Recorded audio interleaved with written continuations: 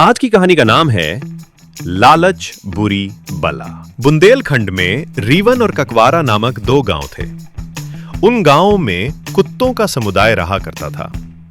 इस समुदाय में रंतोलिया नाम की एक कुक्करी भी थी, लेकिन वो अपने साथियों को तुच्छ समझती थी। उसे उनकी तरह सामान्य भोजन भाता नहीं था, इसलिए आसपास के गांव में होने वाले भोजों में जाकर स्वादिष्ट भोजन ही खाया करती थी।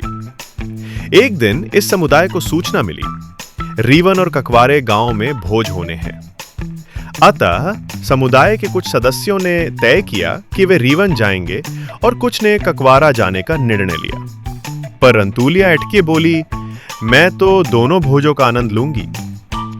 सभी कुत्ते भोज खाने के लिए अपने अपने निर्धारित स्थानों के लिए दौड़ गए, पर रंतुलिया को तो दोनों जगह जाना था, इसलिए उसने पहले रीवन जाने का निर्णय लिया।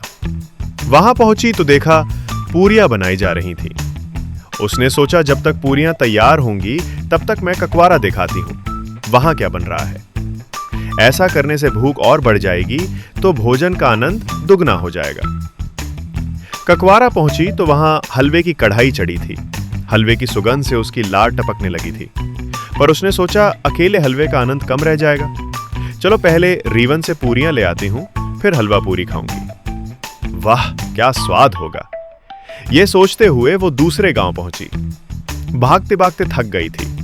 वहां पहुंची तो देखा पूरियां समाप्त हो गई हैं, फिर से कढ़ाई चढ़ी है। तब उसने सोचा अब तक तो हलवा बन भी गया होगा, जब तक यहां पूरियां बनेंगी तब तक हलवा ले आती हूं।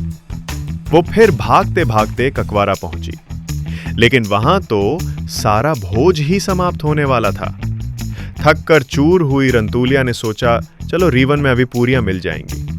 वो फिर भागी, लेकिन वहां भी भोज समाप्त हो गया था और जो कुछ बचा था उसके साथ ही समाप्त कर सो चुके थे। भूख से बेहाल और भागते भागते थकी रंतुलिया ने सोचा अब ककवारा जाती हूं, झूठा ही सही भोजन तो मिल ही जाएगा। वो भागी भागी पहुंची, लेकिन वहां भी उसके साथी सब साफ कर चुके थे। ये देखकर भूख और थकान से पस्त रंतुलिया गिर पड़ी। उसे एहसास हुआ कि मेरे लालच ने मेरी ये दशा कर दी और मेरे साथियों की संतुष्टि ने उन्हें कैसा आनंद दिया।